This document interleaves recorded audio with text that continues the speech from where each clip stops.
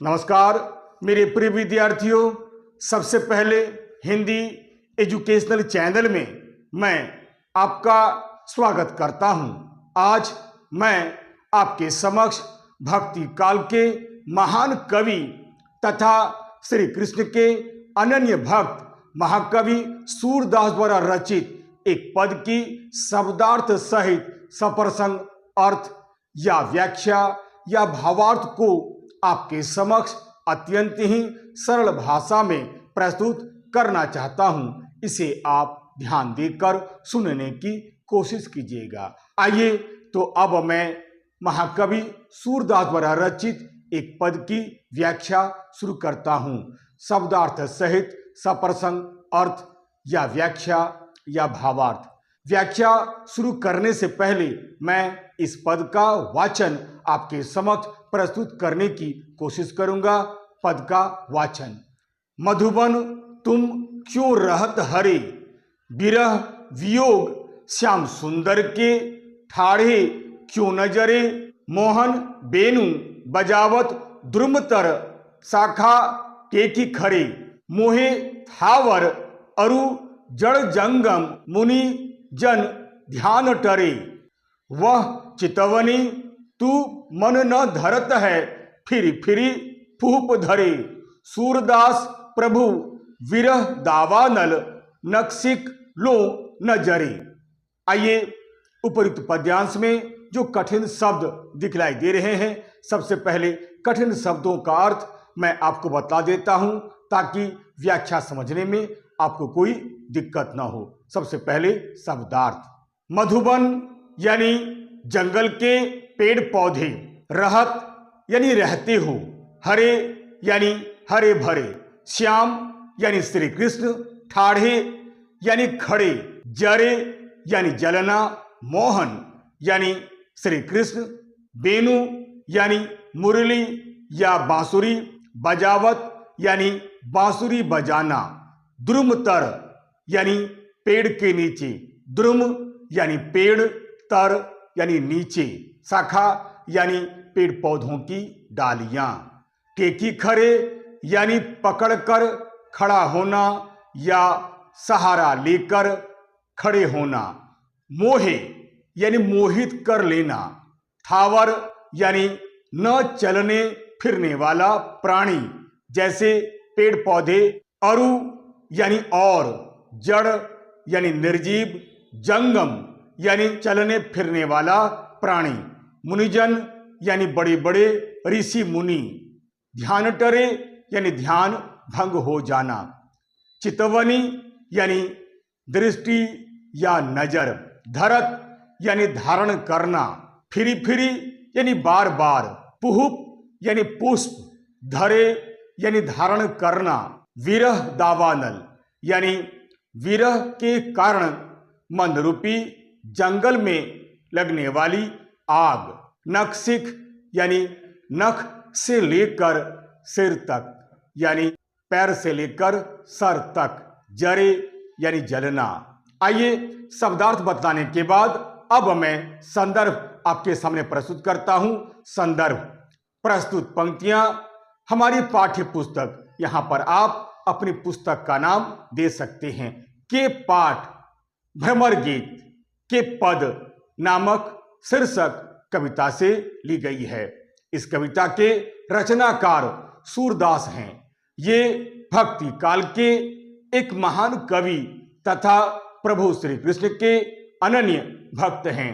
इन्हें हिंदी का सूर्य भी कहा जाता है। यही नहीं, महाकवि सूरदास जी को वात्सल्य रस का सम्राट कवि भी कहा जाता है। आइए संदर्भ बताने के बाद अब मैं प्रसंग बतलाता हूं। प्रसंग। प्रस्तुत पद में महाकवि सूरदास जी ने गोपियों के विरह का वर्णन बड़े ही सुंदर ढंग से किया है। आइए व्याख्या शुरू करने से पहले मैं आपको बतला दूं कि मैं एक एक दो दो पंक्तियों को पढ़ूंगा, फिर शब्दार्थ बतलाते हुए इसकी व्याख्या आपके समक्ष प्रस्तुत करूंगा। इसे आप ध्यान देकर सुनने की कोशिश कीजिएगा। व्याख्या। मधुबन तुम क्यों रहत हरि, विरह वियोग श्याम सुंदर के ठाढ़े क्यों न जरे। मधुवन यानी जंगल के पेड़ पौधे, रहत यानी रहता है, हरे यानी हरे भरे पेड़ पौधे, विरह वियोग यानी श्री कृष्ण के अभाव में होने वाला कष्ट, श्याम यानी श्री कृष्ण, ठाढ़े यानी खड़े, जरे यानी जलना। आप जानते ही हैं श्री कृष्ण के मथुरा चले जाने के बाद गोपियां उनके विरह में बहुत दुखी हो जाती हैं। वह उनके विरह की आग में जलने लगती है। प्रस्तुत पद में महाकवि सूरदास जी ने गोपियों के इसी विरह का वर्णन बड़े ही सुंदर ढंग से किया है। साथ ही साथ मधुवन को दी गई उल्हाना को भी बड़े ही सुंदर ढंग से उजागर किया है। श्री कृष्ण के वियोग में उन्हें रात रात भर नींद नहीं आती है।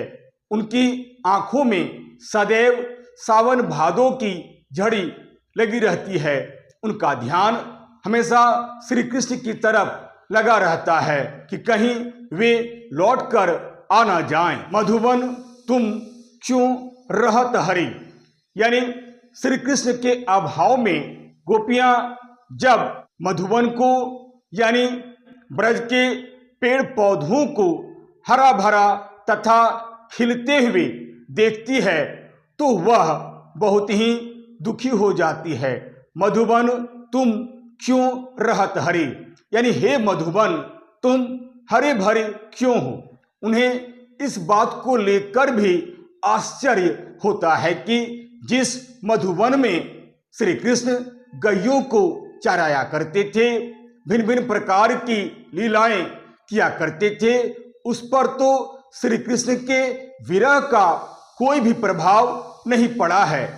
आज भी वे उसी तरह खिल रहे हैं जैसे पहले खिलते थे। आज भी वे उसी तरह मुस्कुराते हुए दिखलाई देते हैं जैसे पहले वे मुस्कुराते हुए हरे भरे दिखलाई देते थे। इसलिए गोपियां मधुवन को कोसती है, उन्हें भला बुरा कहती है, उन्हें उल्हाना देती है, उन्हें ताने देती है कि हे मधुवन श्री कृष्ण यहाँ नहीं हैं, फिर भी तुम इस प्रकार हरे भरे क्यों हो। तुम्हें तो इस तरह हरे भरे नहीं होना चाहिए था, क्योंकि हम गोपियां श्री कृष्ण के अभाव में बहुत ही दुखी हैं, परंतु उस दुख का तुम्हारे ऊपर कोई भी प्रभाव पड़ता हुआ दिखलाई नहीं देता है। अब अगली पंक्तियां देखिए। विरह वियोग श्याम सुंदर के ठाढ़े क्यों न जरे, यानी गोपियां मधुवन पर अपनी नाराजगी प्रकट करते हुए कहती है कि हे मधुवन तुम अभी भी हरे भरे दिखलाई दे रहे हो। आखिर क्या श्री कृष्ण से तुम्हें बिल्कुल प्रेम नहीं था? क्या श्री कृष्ण के अभाव में तुम्हें क्या इसी प्रकार हरे भरे होने चाहिए? लगता है तुम्हें श्री कृष्ण से बिल्कुल प्रेम ही नहीं था। यदि सचमुच तुम्हें श्री कृष्ण से प्रेम होता तो शायद तुम भी मेरी तरह दुखी होते, तुम भी मेरी तरह विरह की आग में जल रहे होते, परंतु तुम्हें देखकर ऐसा नहीं लगता है। श्री कृष्ण के अभाव में तुम्हें किसी तरह का दुख अनुभव हो रहा है, यानी तुम भी बिल्कुल हमारी तरह विरह की आग में जल क्यों नहीं जाते हो। कहने का अर्थ यह है कि हे मधुवन श्याम सुंदर जी के विरह वियोग में तुम भी खड़े खड़े क्यों नहीं जल गए हो।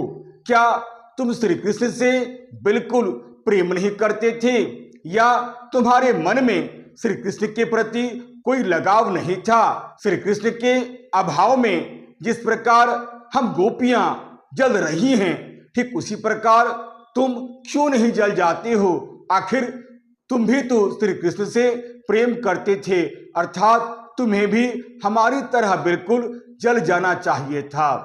अब मैं अगली दो पंक्तियां पढ़ता हूं। मोहन बेनु बजावत दुर्मतर सखा टेकी खरे, मोहे थावर अरु जड़ जंगम मुनिजन ध्यान टरे। मोहन यानी श्री कृष्ण बेनु यानी बंसी या मुरली, बजावत यानी बजाना, द्रुम यानी पेड़ पौधे, तर यानी नीचे, शाखा यानी पेड़ पौधों की डालियां, टेकी यानी सहारा लेकर, खरे यानी खड़ा होना, मोहे यानी मोह लेना, थावर यानी जो प्राणी चल फिर नहीं सकते हैं, यानी न चलने फिरने वाला प्राणी, जैसे पेड़ पौधे, जड़ यानी निर्जीव, अरु यानी और, जंगम यानी चलने फिरने वाला प्राणी, मुनि यानी ऋषि मुनि, मुनिजन यानी बड़े बड़े ऋषि मुनि, ध्यान टरे यानी ध्यान भंग हो जाना।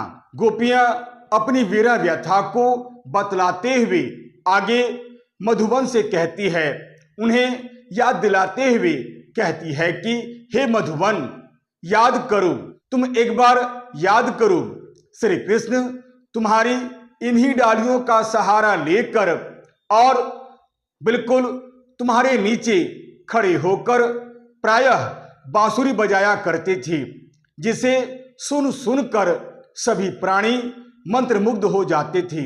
यानी ऐसा कौन था जो मोहित नहीं हो जाता था, ऐसा कौन प्राणी था जो उनकी मीठी आवाज को सुनकर उनकी तरफ आकर्षित नहीं हो जाता था। मोहन बेनु बजावत यानी श्री कृष्ण जब बांसुरी बजाते थे, द्रुमतर यानी पेड़ के नीचे, सखा टेकी खरे यानी डालियों का सहारा लेकर जब बांसुरी बजाते थे, तो ऐसा कौन था जो उनकी तरफ आकर्षित नहीं होता था। अब मैं अगली पंक्ति पढ़ता हूं। मोहे थावर अरु जड़ जंगम मुनिजन ध्यान टरे, यानी यही नहीं हे मधुबन, उनकी मुरली की आवाज को सुनकर हर कोई मोहित हो जाता था। उनकी मुरली की आवाज इतनी सुंदर और मधुर होती थी कि जड़ और चेतन अर्थात चाहे सजीव हो या निर्जीव सभी को विमुग्ध कर लेती थी। यहाँ तक कि बड़े बड़े ऋषि मुनियों का भी ध्यान भटक जाता था, ऋषियों का भी ध्यान भंग हो जाता था। अर्थात हे मधुबन, बांसुरी की उस धुन को सुनकर बड़े बड़े ऋषि मुनि भी अपनी सुध बुध खो बैठते थे। यहाँ तक कि इसके प्रभाव से कोई भी बच नहीं पाता था। परंतु आज श्री कृष्ण हमारे बीच नहीं हैं, क्योंकि वे मथुरा चले गए हैं। क्या तुम्हें एक बार भी उनकी याद नहीं आती है? हे मधुबन, क्या तुम उन्हें एक बार भी याद नहीं करते हो? अब अगली पंक्तियां देखिए। वह चितवनी तू मन न धरत है, फिरी फिरी फूप धरे, सूरदास प्रभु विरह दावानल न सिखलो नजरी। चितवन यानी दृष्टि या नजर, धरत है यानी धारण करना, फिरी फिरी यानी बार बार, पुहुप यानी पुष्प, धरे यानी धारण करना, विरह यानी श्री कृष्ण के अभाव में होने वाला कष्ट, दावानल यानी जंगल में लगने वाली आग, नखशिख यानी नख से लेकर शिख तक यानी पैर से लेकर सर तक, नजरे यानी न जलना। अंत में गोपियां जब देखती हैं कि कृष्ण के विरह में मधुबन पर कोई प्रभाव नहीं पड़ा है, तो वह बहुत ही दुखी हो जाती है, उन्हें बहुत कष्ट होता है। फिर वह मधुबन से पूछती हैं कि हे मधुबन, सच सच बतलाओ, क्या तुम सचमुच श्री कृष्ण से प्रेम नहीं करते थे? क्या तुम्हें श्री कृष्ण की मोहिनी सूरत यानी मन को मोह लेने वाली सूरत की कभी याद नहीं आती है? अगर सचमुच तुम्हें उनकी याद आती है, तो तुम बार बार सुंदर सुंदर पुष्प क्यों धारण करते हो? तुम्हें तो धारण नहीं करना चाहिए था। यदि सचमुच तुम्हें श्री कृष्ण से प्रेम होता, उनका रूप रंग अच्छा लगता, उनका रूप तुम्हें अपनी तरफ आकर्षित करता, तो तुम बार बार यूं ही पुष्प धारण नहीं करती। लगता है तुम उन्हें बिल्कुल भूल गए हो। भला ऐसा कौन था जो उनकी तरफ आकर्षित नहीं होता था? यानी वे तो सबको अपनी तरफ आकर्षित कर लेते थे।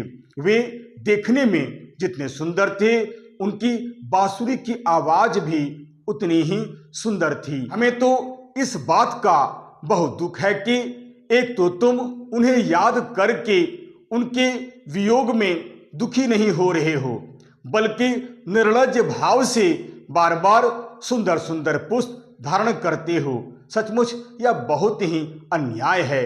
हे मधुवन, तुम बड़े ही निष्ठुर हो, निर्दयी हो। अब अगली पंक्ति देखिए और अंतिम पंक्ति देखिए। सूरदास प्रभु विरह दावानल न सिखलो न जरी। सूरदास अंत में गोपियों के माध्यम से कहते हैं कि प्रभु के विरह रूपी दावा नल में तुम क्यों नहीं सिर से लेकर पैर तक जल जाते हो। जिस तरह श्री कृष्ण के वियोग में गोपियां जल रही है, कष्ट पा रही है, हे मधुवन, तुम्हें भी बिल्कुल गोपियों की तरह जल जाना चाहिए था। कहने का अर्थ यह है कि जिस प्रकार सुख के क्षणों में गोपियां मधुवन के साथ थी, इसलिए गोपियां चाहती है कि दुख के क्षणों में भी मधुवन उनके साथ रहे। अर्थात सूरदास अंत में कहते हैं कि हे मधुवन, तुम्हें भी प्रभु श्री कृष्ण जी के विरह रूपी आग में सर से लेकर पैर तक पूरी तरह से जल जाना चाहिए था। यदि तुम जलते नहीं हो तो तुम स्वार्थी हो, अर्थात तुम्हें भी जल जाना चाहिए था। कहने का अर्थ यह है कि जिस प्रकार गोपियां श्री कृष्ण के विरह की आग में तीव्र गति से जल रही है, ठीक उसी प्रकार तुम्हें भी उसी तरह जल जाना चाहिए था। यानी गोपियां भी मधुवन को उसी तरह जलते हुए देखना चाहती हैं जिस प्रकार वह श्री कृष्ण के वियोग में जल रही है। इस तरह इस पद में महाकवि सूरदास जी ने गोपियों के विरह का वर्णन बड़े ही सुंदर ढंग से किया है। आशा करता हूं आप इस व्याख्या को अच्छी तरह समझ गए होंगे। आइए अब विशेष प्रस्तुत पद में गोपियों का विरह वर्णन बड़े सुंदर ढंग से हुआ है तथा गोपियां मधुवन को उलाहना देती हैं। प्रस्तुत पद में वियोग श्रृंगार का बड़ा ही मार्मिक चित्रण हुआ है। इस पद में अनुप्रास अलंकार है। प्रस्तुत पद में ब्रज भाषा का बड़ा ही सुंदर प्रयोग हुआ है तथा यहाँ करुण रस है। आशा करता हूँ आप इस पद की व्याख्या को अच्छी तरह समझ गए होंगे। यदि आपको यह वीडियो अच्छा लगता है, उपयोगी लगता है, सारगर्भित लगता है, तो आप इसे लाइक करें, शेयर करें और सब्सक्राइब करना बिल्कुल नहीं भूलें। तब तक के लिए नमस्कार।